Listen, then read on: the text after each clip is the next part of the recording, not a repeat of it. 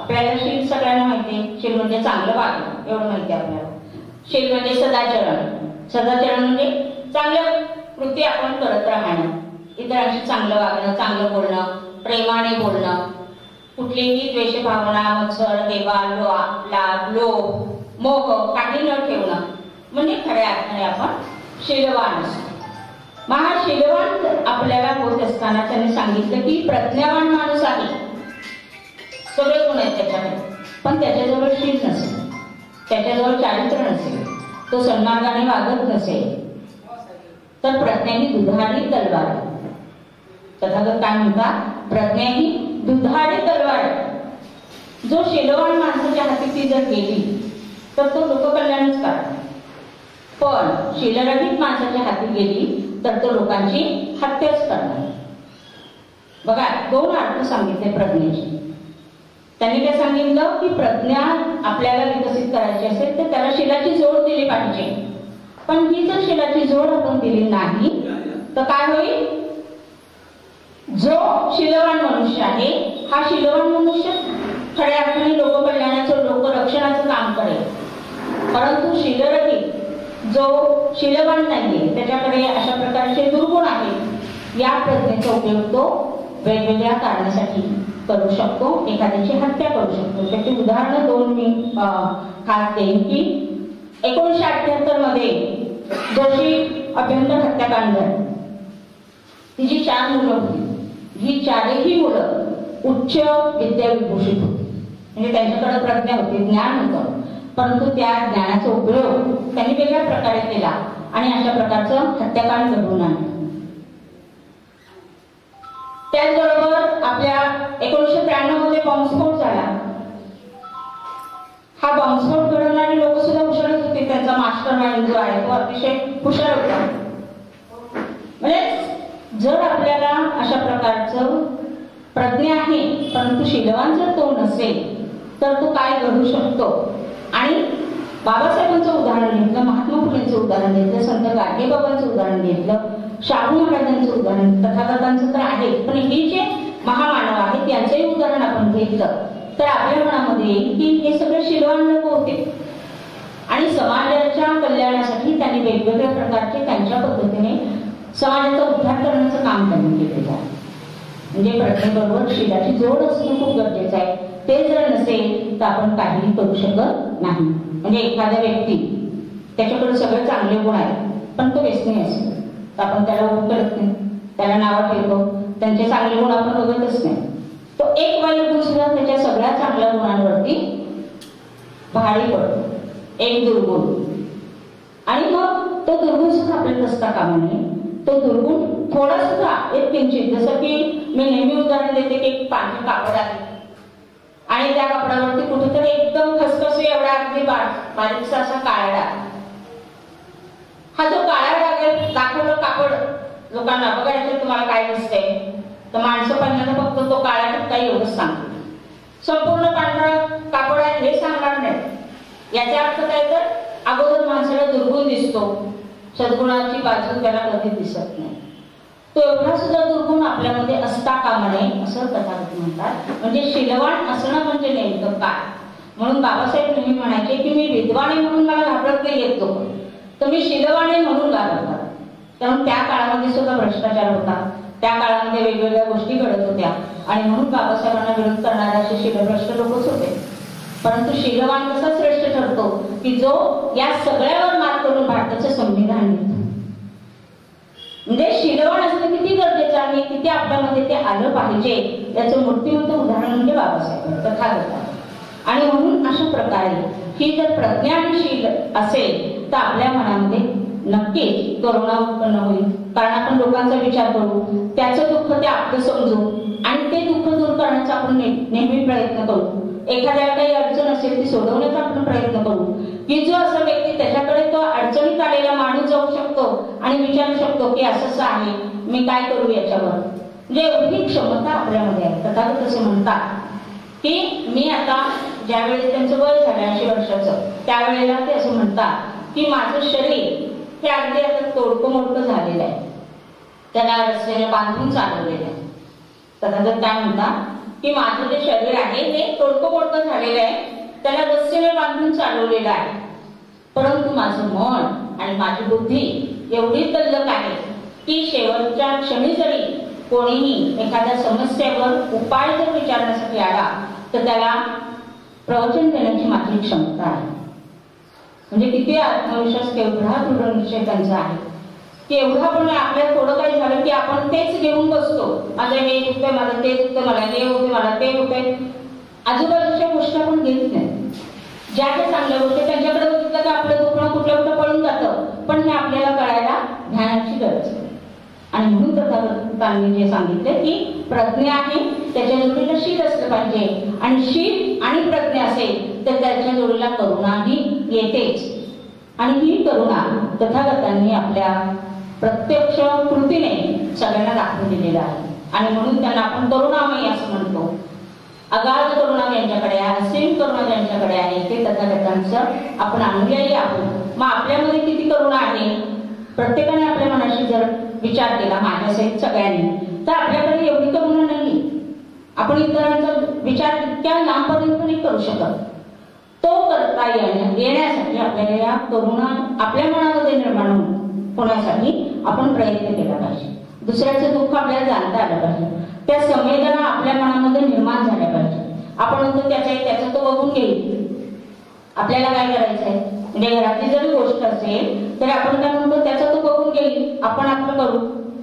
म्हणजे इतके आपण त्या संवेदनापासून आयुक्त होत चाललेलो आहोत. आणि ही संवेदना आपल्याला जागृत करायची असेल तर या तथागतांचा करुणेचा मार्ग आपण स्वीकारला पाहिजे. आणि ही करुणा त्यांनी लहानपणीच आपल्याला दाखवून दिली की ज्या वेळेला देवदत्ताने या राजानुसारा बाण मारला आणि त्या बाण तथागतांनी त्या राजानुसार आपल्याजवळ घेतलं आणि त्याच्यातलं बाण मारून त्याला औषध पाणी दिलं. पहिल्यांदा त्याला संरक्षण दिलं, कारण बाण मारल्यामुळे तो घाबरला होता. त्याचा जीव जाण्याचे त्यालाही कळत होतं. पक्षाला सुद्धा, म्हणजे सजीव आहे, त्यालाही कळतं की आपल्याला आता काहीतरी होत आहे. पण ती सगळी जाणीव लहान असलेल्या सिद्धार्थ गौतमांना पण होती. एवढी करुणा लहानपणापासून त्यांच्या मनामध्ये होती. त्यांनी मलमपट्टी केली आणि तो पक्षी त्यांनी आपल्याजवळच ठेवला.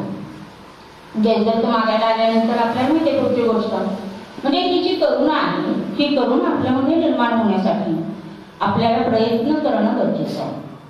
आणखी एक तथागतांचं उदाहरण आहे की एका श्रावस्तीमध्ये ज्या वेळेला तथागत जातात त्यावेळेला ही गोष्ट सगळ्यांना माहिती आहे, फक्त मी थोडक्यात तुम्हाला ती गोष्ट सांगणार आहे की तथागत नेहमी एका ठिकाणाहून दुसऱ्या ठिकाणी जाताना त्यांच्याबरोबर 500 भिक्खू असायचे, त्यापेक्षा जास्त असायचे, आणि एका गावाहून प्रवचन देऊन ते दुसऱ्या गावाला जात असायचे.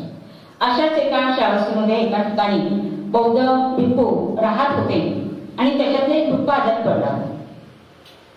आणि आजारी पडल्यानंतर त्या भिक्खूला चालता येत नव्हतं. अतिशय त्याचं शरीर हे दुर्बल झालेलं होतं. त्यामुळे एका ठिकाणी दुसऱ्या ठिकाणी जाणं सुद्धा अवघड होतं. त्याला भिक्षा मागण्यासाठी सुद्धा जाता येत नव्हतं. त्यांच्याबरोबर असलेले जे भिक्खू आहेत ते त्यांच्याकडे लक्ष देत नव्हते. आणि अशी त्यांची अवस्था होती की ते ज्या ठिकाणी बसतील त्याच ठिकाणी ते घाण करत असत. आणि त्यामुळे त्यांच्या त्या कुटीमध्ये अतिशय दुर्गंधी पसरलेली होती. फक्त कुटीतच नाही तर त्यांच्या आजूबाजूचा परिसर सुद्धा अतिशय ज्याला दुर्गंधीयुक्त असा झालेला होता. तथागतांचं प्रवचन आता आपल्याला माहिती आहे, तथागत ते तथागतच आहे. त्यांना हे कळलं आणि कळल्यानंतर ते त्यांच्याबरोबर जे 500 भिक्खू होते ते घेऊन त्या ठिकाणी आले. आणि येताना त्यांनी त्या भिक्खूंना सांगितलं गरम पाणी, त्या स्वच्छ करण्यासाठी कापड, जे जे साहित्य लागतं ते साहित्य त्यांनी घेतलं. आणि आल्यानंतर ते त्या भिक्खूंच्या ज्या ठिकाणी ते भिक्खू ज्या कुटीमध्ये होते त्या कुटीमध्ये ते गेले. त्या भिक्खूंना जे दुर्बल झालेले होते, जे आजारी होते, त्यांना त्यांनी स्वच्छ केलं. स्वतःच्या हाताने स्वच्छ केलं, सगळी घाण स्वच्छ केली. कापडाने त्यांचं अंग पुसून घेतलं. काही म्हणाले थांबा तुम्ही करू नका हे, तर तथागत म्हटले नाही तुम्ही थांबा मी करतो. आणि हे सगळं त्यांनी केलं. आणि सगळ्यांना आश्चर्य वाटलं की एवढे मोठे तथागत महामानव त्यांनी हे काम करणं म्हणजे नाही का बरोबर वाटत नाही. जे जसं की आता अवचरे सरांनी जर खुर्च्या लावायला सुरुवात केली आणि आपण नुसतं बघत नाही वाटणार, कारण बिहारचे अध्यक्ष आहेत, त्यांनी हे काम करताना आपण बघायचं ते आपल्या मनाला कुठेतरी लागतं. तसं ते भिक्खूचे बघत होते, त्या भिक्खूंनाही कळलं आणि मग ते म्हणाले की तथागत तुम्ही एवढे महान आहात, पण तरी सुद्धा तुम्ही मात्र या भंतेजींना आंघोळ घातली, त्यांना स्वच्छ केलं. तथागत म्हटले की ही गोष्ट इथं राहणाऱ्या भिक्खूंनी करणं अपेक्षित आहे, मी केलं यात गैर काही नाही. आपण भिक्खू आहोत, आपल्यामध्ये अशा प्रकारची करुणा जागृत झाली नाही तर आपण भिक्खूच नाही का. भिक्खू कोणाला म्हणतो आपण की या सगळ्यावरती मात केलेली आहे, त्यांच्यामध्ये अनेक गुणांचा संगम आहे, परंतु त्या ठिकाणी तसं झालं नाही. आणि ही करुणा इतरांच्या मध्ये सुद्धा येण्यासाठी आपल्याला स्वतःला अशा प्रकारचं वृत्तीशील राहणं गरजेचं आहे. आपल्यातच करुणा नसेल तर आपण आपल्या मुलांमध्ये निर्माण करू शकणार नाही, आपल्या नातवांमध्ये ती निर्माण करू शकणार नाही, आपल्या घरामध्ये ती निर्माण करू शकणार नाही. आणि आपण घरातच केलं नाही तर आपण इतरांना काय देणार. आणि त्यामुळं अशा प्रकारची करुणा ही आपल्यामध्ये निर्माण होण्याची अत्यंत गरज आहे. आणि ही जेव्हा निर्माण होईल तेव्हा खऱ्या अर्थाने आपण बुद्धत्वाकडे जाणार. पण फक्त करुणा प्रज्ञाशील झालं, करुणा आहे आपल्याकडे पण ती मर्यादित आहे आपल्याकडे, ती मैत्रीमध्ये रूपांतरित झाली पाहिजे. त्याच्यामध्ये म्हणजे करुणापेक्षा सुद्धा मैत्री खूप मोठी आहे. माझ्या आणि बोलताईची मैत्री आहे, पण मी शेजारी शाळेत आहे त्यांच्याशी मी बोलतच नाही, ती मैत्री नाही. तर माझी मैत्री सर्वांप्रती असली पाहिजे. तथागत असं म्हणतात की आपण मेत्ता भावना जेव्हा घेतो, ध्यान मैत्रीचं ध्यान जेव्हा घेतो त्यावेळेला या सृष्टीवरती असलेले सगळ्यात सूक्ष्म जीव आहेत त्यांच्यावर सुद्धा आपली मैत्री असली पाहिजे. म्हणजे प्राणी मात्रांवरच दया करा, प्राणी मात्रांवरच प्रेम करा, प्राणी मात्रांवरच करुणा करा असं नाही, तर विश्वातील प्रत्येकाला त्यांच्याशी आपल्याला मैत्री करता आली पाहिजे. आणि ही मैत्री खऱ्या अर्थाने आपल्याला आपल्या जवळ असणं हे खूप गरजेचं आहे. आणि म्हणून त्या ठिकाणी ते असं म्हणतात की माझ्याकडे प्रज्ञा आहे, शील आहे, करुणा आहे, पण मैत्री नसेल, ती मैत्री सुद्धा आपल्याला कशी वाढवता येईल. म्हणून जसं आनापानसती ध्यान आपण घेतो, आनापानसती ध्यानातून आपण मन एकाग्र करतो आणि मेत्ता भावना जेव्हा ध्यान करतो त्यावेळेला ते एकाग्रतेची उच्च पातळी आपल्याला गाठायची असते. म्हणजे शांत बसणं आणि चांगला विचार येणं, चांगल्या विचारातून मैत्री भावना निर्माण करणं. आपल्या स्वतःवर अगोदर आपण मैत्री करतो मेत्ता भावनेमध्ये, म्हणजे माझ्यावर मी स्वतः सुखी राहू, समाधानी राहू, आनंदी राहू, भयमुक्त राहू, विकारमुक्त हो, असं जेव्हा आपल्या मनावरती आपण सातत्याने बिंबू त्यावेळेला आपण आपल्या स्वतःवरती प्रेम करतो. तर आपण म्हटलं काय होते जाऊ दे, आपल्याकडेच आपण दुर्लक्ष करत असतो, मनाकडे लक्ष देत नाही आपण. तर मनाकडे लक्ष देण्याची जास्त गरज आहे. म्हणजे अगोदर तथागत असं म्हणतात की स्वतःवरती मैत्री करायला शिका. आपण विपश्यना ध्यान जेव्हा करतो त्यावेळेला सुद्धा 3 दिवस आनापानसती ध्यान असतं आणि नंतर विपश्यना असते की आपल्या शरीरामध्ये काय काय बदल घडतोय तो आपल्याला बारकाईने निरीक्षण करता येईल. जे ध्यानातून आपल्याला हे साध्य करता येणार आहे. मैत्रीचा विकास करायचा असेल तर आपल्याला ध्यान करणं खूप गरजेचं आहे. मग आपण स्वतःवर जेव्हा मैत्री करतो त्यावेळेला आपल्या स्वतःमध्ये असलेले विकार, दुर्गुण आणि सद्गुण दोन्हीही आपल्याला परीक्षण करता आले पाहिजे. मी माझा स्वतःचा विकास करण्यासाठी माझ्यामधले सद्गुण शोधले पाहिजेत. आणि मग सद्गुणांचा विकास करायला जर मी सुरुवात केली तर आपोआप दुर्गुण नाहीसे होतील. म्हणजे माझ्यामध्ये करुणा आहे परंतु माझ्या कुटुंबापुरती मर्यादित आहे, ती मी विकसित केलेलीच नाहीये, तर मैत्री कशी होणार. आणि म्हणून स्वतःवरती आपण जेव्हा मैत्री करतो त्यावेळेला खऱ्या अर्थाने आपण इतरांवरती मैत्री करायला शिकतो. कारण स्वतःच्या वेदना, स्वतःचे दुर्गुण हे आपल्याला कळतात. मग दुसऱ्यांमध्ये असलेले दुर्गुण, आपण काही परिपूर्ण नाहीये कोणीच, पण दुसऱ्यांमध्ये असलेले दुर्गुणासहित जेव्हा आपण स्वीकारतो, गुण तर असतातच, म्हणजे एकमेकांचे विचार जुळले की आपण म्हणतो आपली मैत्री होते, पण तू विचारापेक्षा गुण जुळले तर आपली मैत्री जास्त होते. आणि ते गुण एखाद्याशी मैत्री करायची असेल तर त्याच्या दुर्गुणासही आपल्याला त्याला स्वीकारता आलं पाहिजे. आपण मैत्री करणार पण ती मैत्रीण बाजूला झाली की तिची निंदा करत राहणार, ही मैत्रीण नाही. मैत्री कशी असली पाहिजे तर समोरच्या व्यक्ती ज्याच्याशी आपली मैत्री आहे ते मैत्री दुर्गुणासहित आपण स्वीकारली पाहिजे. मी ज्याच्याशी मैत्री करतोय किंवा करते त्याच्यातले दुर्गुण घालवण्याचा सुद्धा मी प्रयत्न करत आहे, तेव्हा ती मैत्री. त्याच्या दुर्गुण आहे त्याचा विकास घडवण्यासाठी नाही, तर त्याच्यामध्ये असलेले जे गुण आहेत त्याचा विकास करण्यासाठी माझा कसा उपयोग होईल आणि मग आपोआप त्याच्यातले दुर्गुण कसे जातील याचा जेव्हा आपण विचार करू तेव्हा खऱ्या अर्थाने ती मैत्री आहे, मैत्री भावना आपण वाढीस लावतो असा त्याचा अर्थ आहे. आणि मग त्यांनी तथागतांनी उदाहरणं दिलेली आहे आणि छान उदाहरण अशी दिलेली आहे की आपण पृथ्वीवरती राहतो. या पृथ्वीवर राहत असताना पृथ्वीला अनेक प्रकारच्या वेदना माणूस देत असतो वेगवेगळ्या. मी थोडक्यात त्या गोष्टी सांगते की जेणेकरून आपल्याला वेळेचे पण बंधन आहे. आपण पृथ्वीवरती राहतो, निसर्गाविरुद्ध वागत राहतो, तरी पृथ्वी आपल्याला कधी रागवत नाही. रागवते का? नाही रागवत. आपण झाडं तोडतो, त्याला खड्डा म्हणतो, अजून काय काय करतो, बऱ्याच गोष्टी आपण करतो. निसर्गाविरुद्ध वागतो.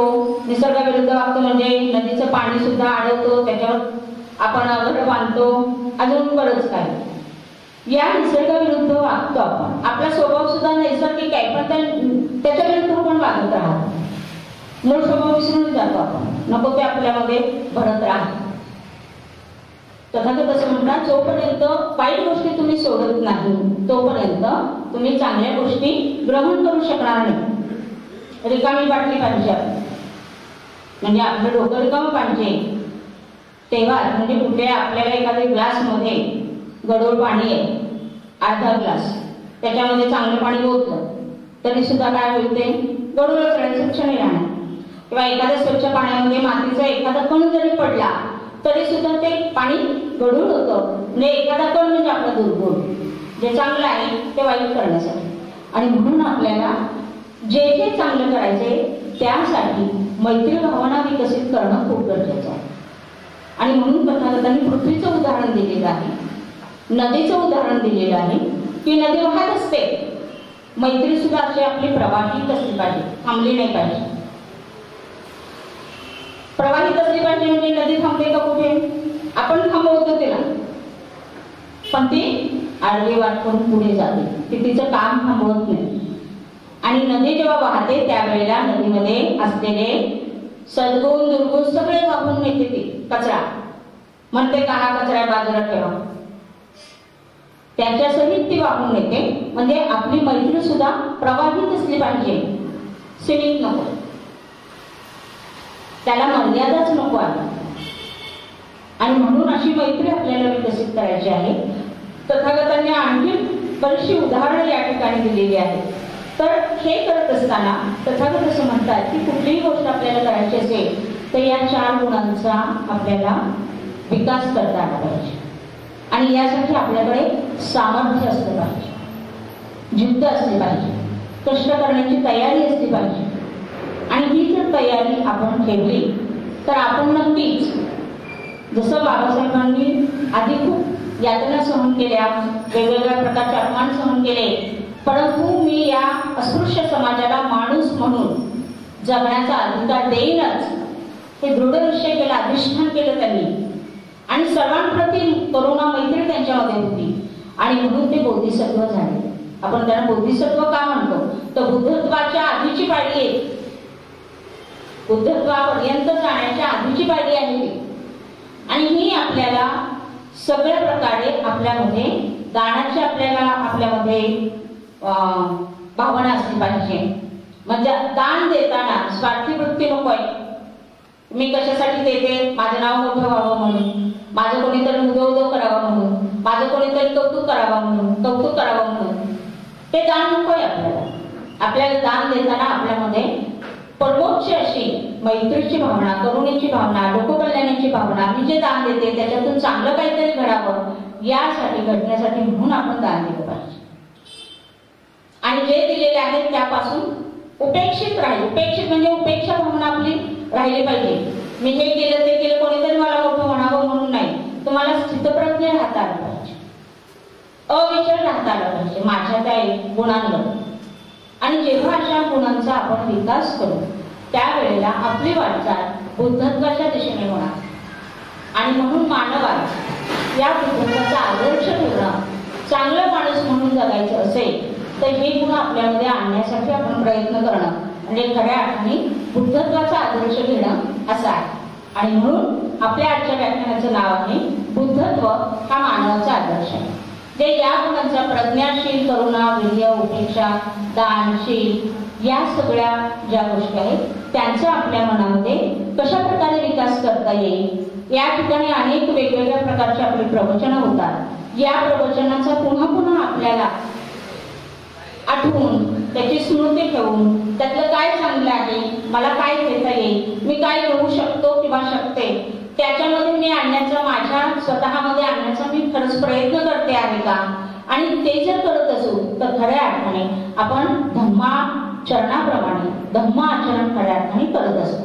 आणि अशा प्रकारचं सातत्याने म्हणजे आज केले आणि 4 दिवस मी काही केलं नाही असं न करता सातत्याने प्रवाहित म्हटलेलं आहे. अशी प्रवाहित मैत्री, प्रवाहित करुणा, प्रवाहितशील म्हणजे आज मी चांगलं वागलो, उद्या समोरचा कोणी आला तो रागाने बोलायला लागला की लगेच आपण त्याला रागाने उत्तर देतो. म्हणजे क्रिया प्रतिक्रिया सुद्धा आपल्या कशा असल्या पाहिजे तर ती प्रतिक्रिया आपण न देता आपण शांतपणे त्याला उत्तर देणं म्हणजे आपल्या मनामध्ये खऱ्या अर्थाने इतरांप्रती असलेली जी मैत्री आहे ती दिसते. आणि म्हणून आपलं शांत मन होण्यासाठी पुन्हा एकदा तथागतांनी सांगितलेल्या समाधी मार्गाकडे जाण्याची आपल्याला गरज आहे. तर या सगळ्या गोष्टींचा विकास आपला होईल. आणि म्हणून ध्यानाचं महत्व किती आहे हे आपल्याला तथागतांनी सांगितलं. आणि तथागतांनी सांगितलेला जो धम्म आहे तो धम्म आपल्याला बाबासाहेबांनी दिला. आणि म्हणून आज आपण सर्वजण या ठिकाणी प्रज्ञावान होण्यासाठी विहारामध्ये येत असतो. आणि या प्रज्ञावानाबरोबरच आपलं शील संवर्धन करण्यासाठी, आपल्या मनामध्ये करुणा उत्पन्न व्हावी यासाठी, सर्वांप्रती मैत्रीची भावना दृढ व्हावी म्हणून, वृद्धिंगत व्हावी म्हणून आपण कायम प्रयत्नशील राहूया. असं संकल्प करूया की माझ्यामध्ये अशी प्रज्ञा, अशी शील, असं शील, अशी करुणा आणि अशी मैत्री मी विकसित करेन. त्यासाठी जे काही प्रयत्न करावे लागतील ते मी करेन. आणि विहारामध्ये रोज येईन, या ठिकाणी असलेल्या प्रवचनाचा लाभ घेईल की जेणेकरून या गुणांचा विकास करण्यासाठी मला नक्कीच मदत होईल. आणि म्हणून आपण या धम्माचं आचरण करण्यासाठी कटिबद्ध होऊया एवढंच सांगते. आणि याच ठिकाणी थांबते. आपण सर्वांनी अतिशय शांतपणे ऐकून घेतलं आणि नक्कीच तुमच्या मनामध्ये परिवर्तन होईल, सकारात्मक बदल होईल आणि त्याप्रमाणे तुम्ही वाटचाल करा अशी अपेक्षा व्यक्त करते. आणि नक्की करालच याची खात्री बाळगते एवढंच बोलते आणि याच ठिकाणी थांबते. जय. अतिशय सुंदर असं प्रवचन दिलेलं आहे आपल्याला. खूप छान, अगदी साध्या सरळ आणि सोप्या भाषेमध्ये खूप छान जाईल. तुमचं खूप खूप या ठिकाणी खूप छान दिले. काय दोनच डोळे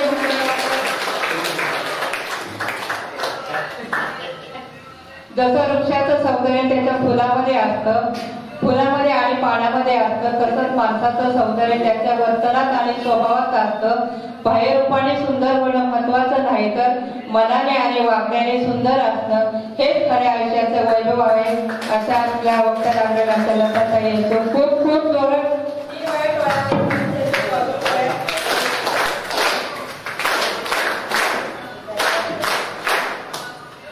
याच्यानंतर आपण आताच्या आपल्याला अध्यक्ष लाभलेले आहेत, आपल्या संघाच्या उपाध्यक्ष आहेत त्या वनिताताई वारकडे.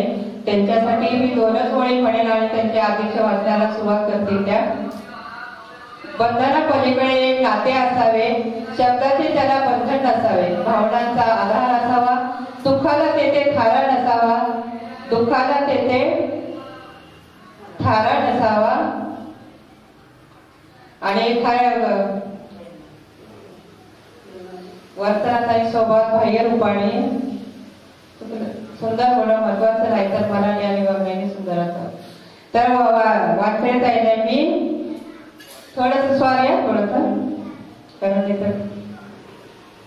बंधनापलीकडे एक नाते असावे, शब्दाचे त्याला बंधन नसावे, भावनांचा आधार असावा, दुःखाला तेथे थारा नसावा, असा गौरव आमच्या अध्यक्ष वानखेडेताई यांच्यात आहे. तरी त्यांनी आपलं अध्यक्ष भाषण सुरू करा. महाकारुणी तथागत भगवान पिंड परमपूज्य डॉक्टर बाबासाहेब आंबेडकर, माता रमाई, माता भीमाई, माता सावित्रीबाई यांना प्रथम अभिवादन करते. तसेच विचार मंचावरील दळवीताई लतिकाताई तसेच सर्व उपासक आणि उपासिका यांना माझा सप्रेम जय भीम. आता एवढे वक्ते आहेत, आता त्यांच्या पुढे काय बोलायचं.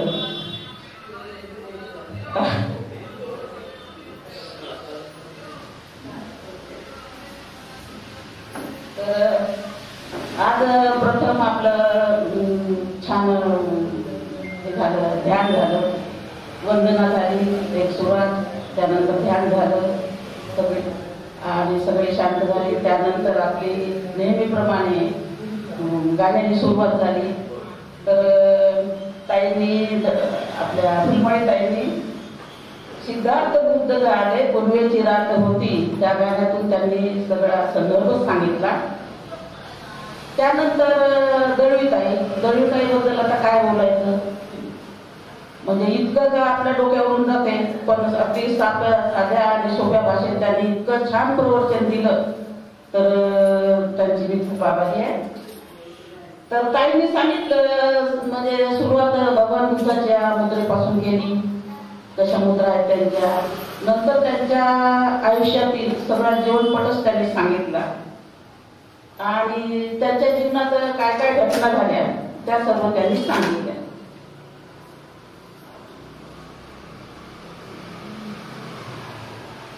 तर मी थोडक्यात सांगते, लिहून आणलं ते वाचूनच दाखवते.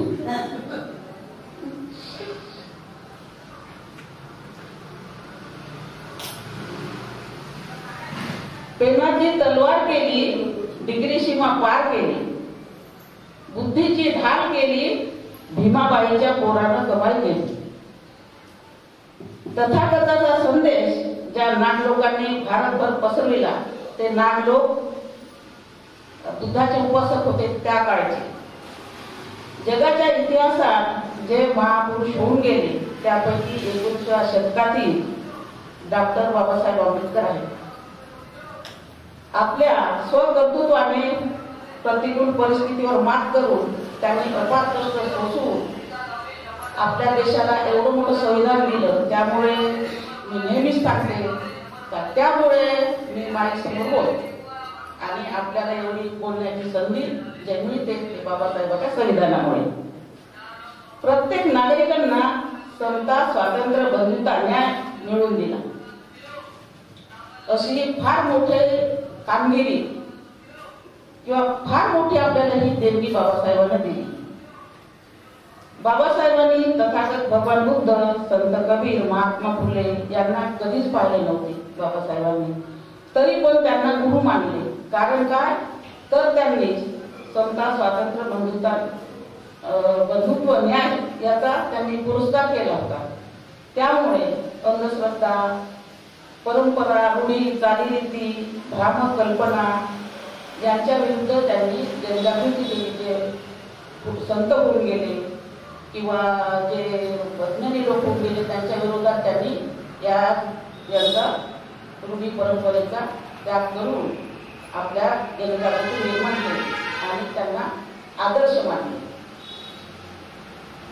केळुसकर गुरुजींनी डॉक्टर बाबासाहेबांना 10वी पास झाल्यानंतर 1907ला गौतम बुद्धाचे चरित्र दिले आणि त्याच वेळेस भगवान बुद्धाची म्हणजे ओळख करून दिली. भगवान बुद्धाबद्दल त्यांनी केळुसकर गुरुजींनी बाबासाहेबांना सांगितलं.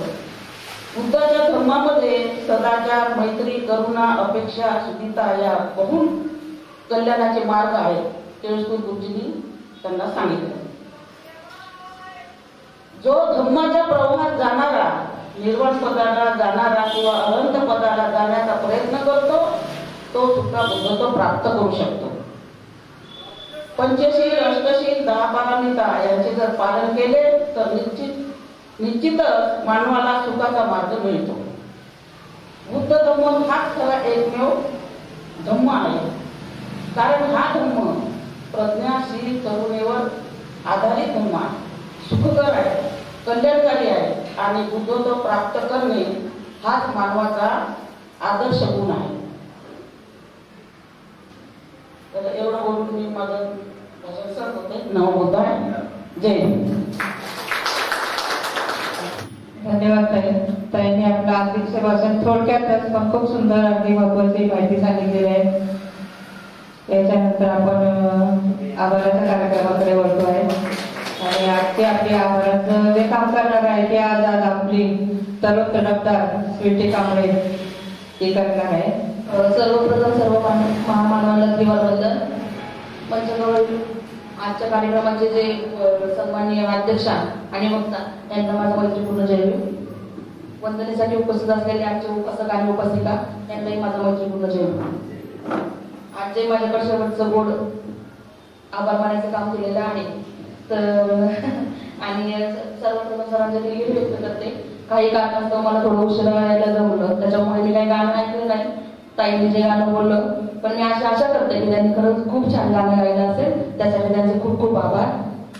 फुलमणीच गाणं गायलं तर त्यांचे ताईंचे खूप खूप आभार. या वयामध्ये तुम्ही छान गाणं गाताय आणि गायला असेल अशी आशा करते आणि तुमचे आभार मानले.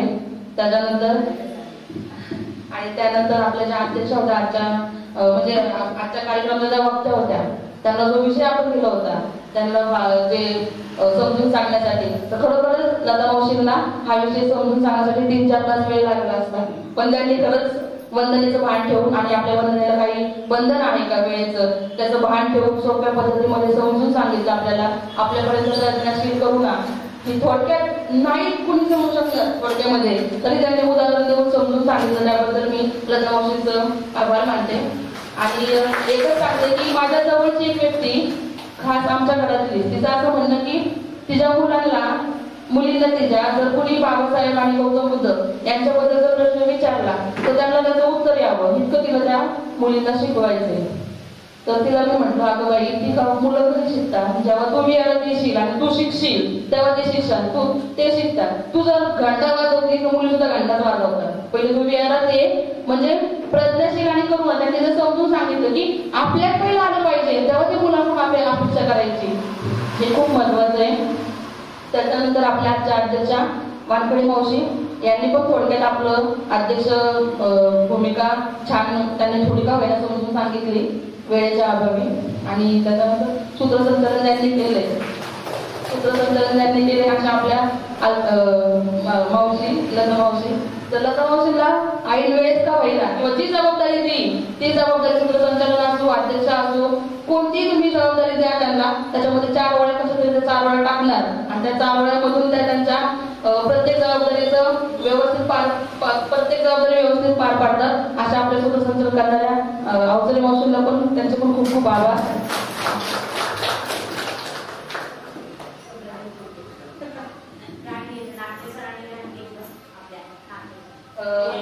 आपले जे विहाराचे विजय नागले सर आहेत ते नेहमीच आपल्याला काही ध्यानाचे काही मार्गदर्शन करायचं असेल तर त्याच्यामध्ये विजय नागले सर पण येतात आणि आपले गजवर काका ते पण आपले ध्यानाचं नाव काढले की गजवर काकांची आठवण येते. ते पण आपल्या कार्यक्रम विहारामध्ये ध्यानाबद्दल नेहमी मार्गदर्शन करत असतात. तर अशा दोघांचं पण मी आभार मानते. आणि वेळोवेळी म्हणजे प्रत्येकच आपल्या कार्यक्रमाच्या वेळेस त्यांचा वेळांचा वेळ काढून आपल्या सगळ्या कार्यक्रमाचं शूटिंग करतात आणि बाहेर देशापर्यंत आपला कार्यक्रम पोहोचवतात. असं सतीश देवकांचं पण मी आभार मानते. आणि शेवटपर्यंत प्रत्येक जण आपला कार्यक्रम वंदना आणि नेहमीच ऐकत असतात. त्याच्यामुळे तुमचं सर्वांचं मी आभार मानते.